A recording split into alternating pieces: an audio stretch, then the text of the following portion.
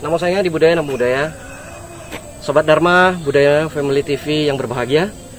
Hari ini saya berada di ladang miliknya Pak Giri, ya, Romo Giri. Hari ini kita akan coba berbincang-bincang dengan Romo Giri.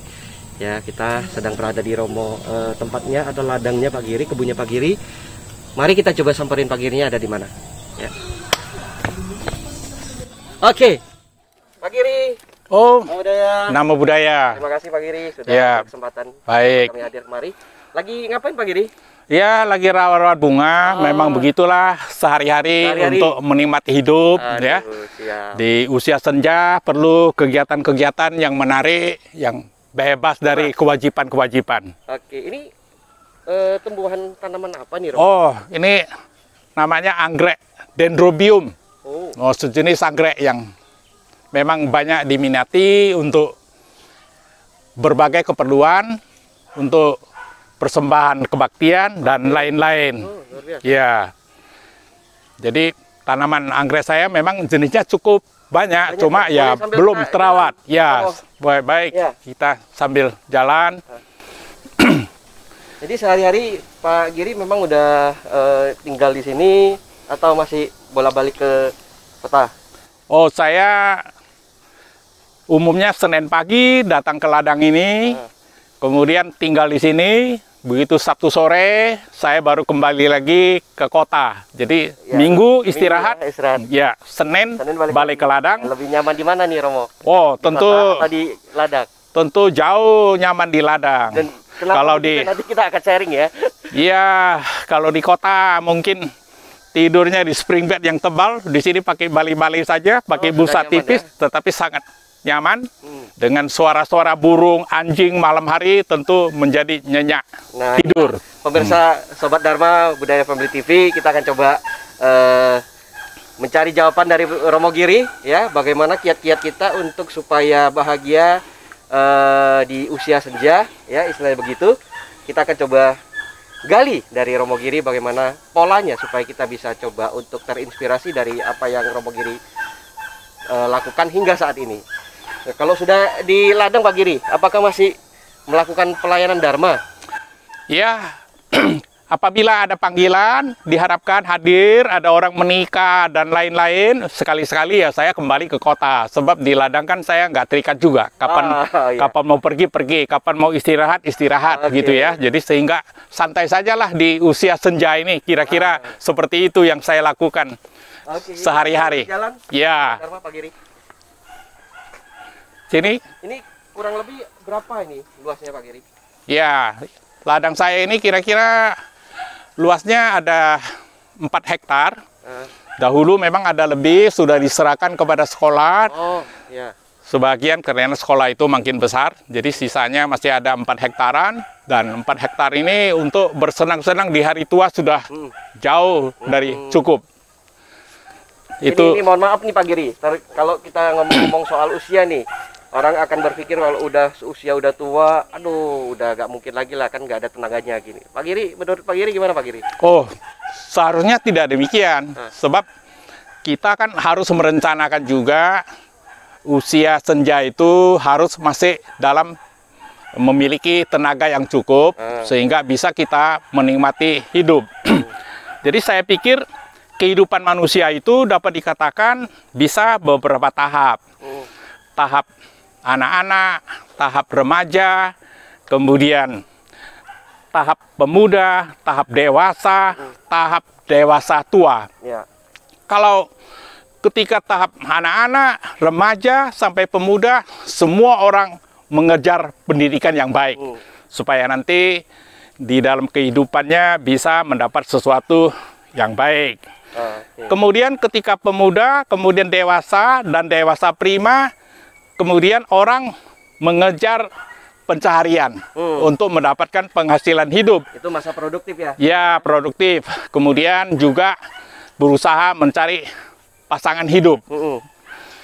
Kemudian ketika dewasa tua, kalau menurut hemat saya dewasa tua itu, kalau dia karyawan, ya ketika usianya pensiun. Ya. Kemudian kalau dia bisnis, tentu sudah menyerahkan bisnisnya kepada anak cucu.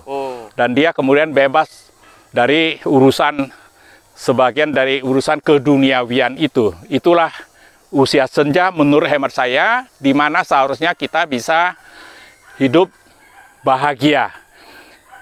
Karena sudah hampir tidak ada ikatan-ikatan yang penting. Bisa kita bersenang-senang dengan hobi yang sesungguhnya dapat kita jalani, nikmati di dalam kehidupan tersebut. Tetapi menurut saya, untuk bisa mendapat bahagia di usia senja tidak mudah juga. Harus ada persiapan yang panjang. Apa triknya nih Romo? Triknya kita sejak awal harus mencoba mempersiapkan diri. Jadi mempersiapkan diri itu menurut saya pertama harus persiapan terhadap materi untuk dipakai di usia tua. Nah, ini yang pertama. Ya, yang kedua harus bisa menyelesaikan tanggung jawab terhadap anak-anak. Oke. Yang ketiga kita harus juga bisa menyelesaikan, memiliki kesehatan yang baik ketika usia senja, yang tidak bisa otomatis kita peroleh pada saat kita sudah usia senja. Kelihatannya sudah sangat terlambat. Iya, berarti ini kira-kira kita berbicara tentang persiapan materi, persiapan kesehatan, itu jiwa dan raga ya Romo? Iya, benar. Nah, menurut Romo sendiri, apakah ada tingkat tertentu atau level tertentu sehingga materi seseorang dikatakan cukup untuk usia senjanya? Ya, kalau dibilang cukup atau tidak cukup, sekurang-kurangnya materi itu harus ada. Ada, ya. Jadi barang siapa yang kepingin memiliki kebahagiaan di usia senja, tentu dia sudah harus mempersiapkan diri dari jauh hari. Betul. Jadi dari jauh hari itu tentu ketika dewasa prima, ketika kita sedang puncak-puncaknya mencari penghasilan hidup, kita harus mencoba mencicil, menabung keuangan kita itu nanti untuk usia tua. Jadi setelah ditabung, uang itu tentu harus dipergunakan supaya tidak berkurang. Kalau tidak berkurang itu masing-masing orang kan beda-beda ya. Ada yang beli emas, ada yang kemudian beli dolar, ada yang beli tanah, ada beli rumah, supaya nilainya bertambah, nanti usia senja bisa dipergunakan.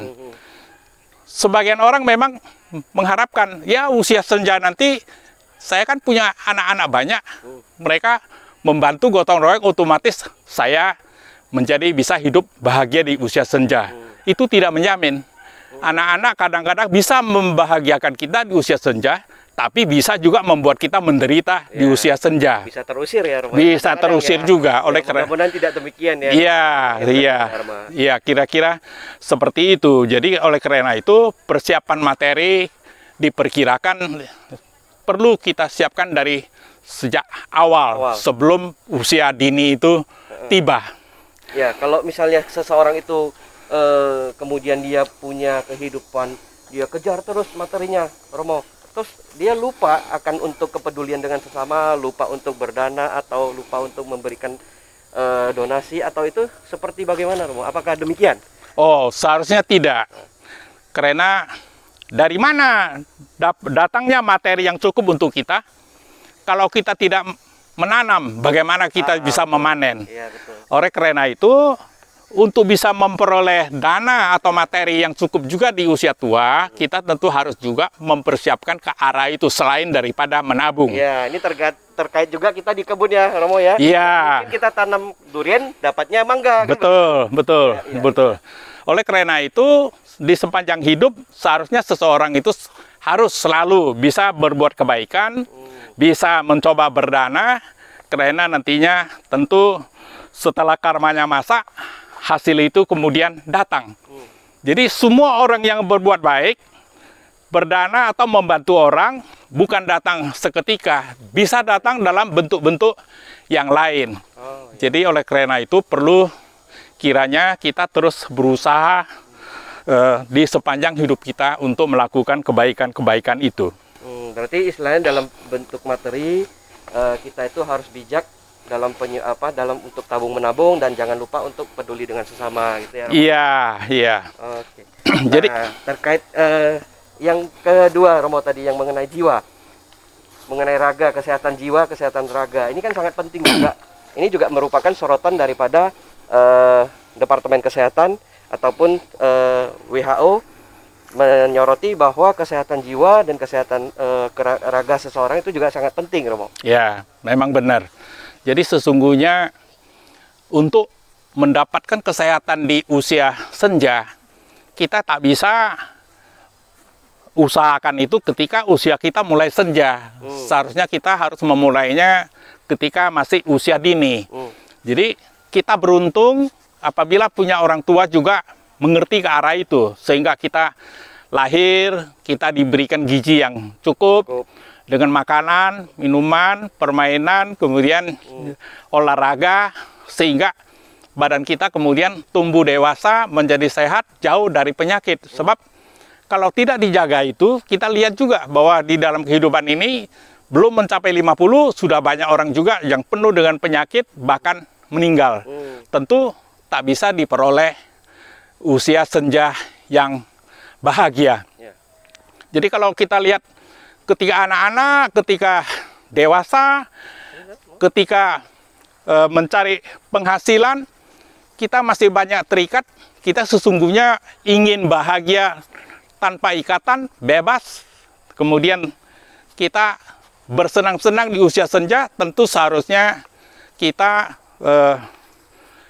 mendapatkannya ketika kita sudah senja. Dengan usia senja itu kita sudah nggak banyak lagi mencari sesuatu. Kita hanya mencoba menghadapi hidup sehari-hari untuk kebahagiaan kita. Tapi seperti dikatakan, kalau kita tidak mempunyai kecukupan materi, mana mungkin kita bisa lakukan itu. Kalau kita sakit, nggak punya uang, bagaimana? Kita mau jalan-jalan, wisata untuk kebahagiaan, bertemu dengan teman, semuanya juga membutuhkan dana. Nah, berarti kurang bijak juga kalau kita selalu mengatakan, wah, uang nggak ada gunanya, uang nggak ada gunanya ya. Oh, ya. Tidak boleh terikat kepada keuangan, tapi keuangan itu seharusnya juga harus bisa kita siapkan. Beruntung juga bagi mereka yang mempunyai anak-anak yang dididik sejak kecil, kemudian di hari tua mereka berbakti kepada orang tuanya, sehingga mereka membantu orang tuanya tersebut. Sehingga tentunya dia juga bisa bahagia, tak punya dana sendiri, tetapi dibantu oleh anak-anaknya kalau dia beruntung mempunyai anak-anak yang sangat berbakti. Kadang-kadang kan anak kita cukup berbakti, tapi dia menikah mungkin istrinya tidak sejalan, kan menjadi sulit juga. Banyak ini ya. Iya, jadi menurut hemat saya sesungguhnya tiap orang itu harus mencoba mengumpulkan dana, menyisihkan dana untuk kecukupan di hari tua, di usia senja untuk dipergunakan. Anak membantu atau tidak itu tergantung pada si anak. Kita sebagai orang tua tentu mencoba jalan hidup kita sendiri tanpa mengharapkan orang lain kemudian membantu. Bersyukur kalau anak kemudian ingin membantu, kalau kita ingin menerima, ya kita akan terima. Jadi lebih baik kita tidak mengharapkan yang lain yang belum tentu bisa kita peroleh. Itu sesungguhnya di dalam kehidupan ini. Usia senja itu kadang-kadang bagi seseorang sudah banyak penyakit dan sebagainya. Kadang-kadang manusia itu umurnya bisa berbeda, ada yang sudah sangat tua tetapi masih sangat sehat. Ada yang belum tua sudah mulai sakit-sakitan. Sebetulnya ada juga cara untuk menguji organ kita. Dan saya ketika bekerja di Jakarta, saya sudah didatangi oleh sales girl PT Nuskin. Dia membawa alat, saya pijak, saya pegang, umur segala data disiapkan. Ternyata organ tubuh saya 10 tahun lebih muda daripada umur kemanusiaan saya.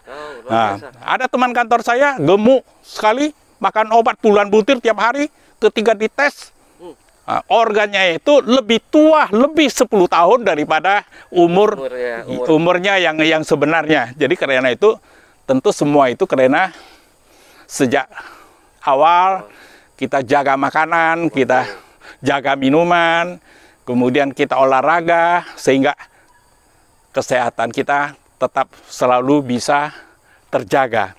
Kita kan berharap di usia senja itu, kalau panjang umur sakit-sakitan buat apa?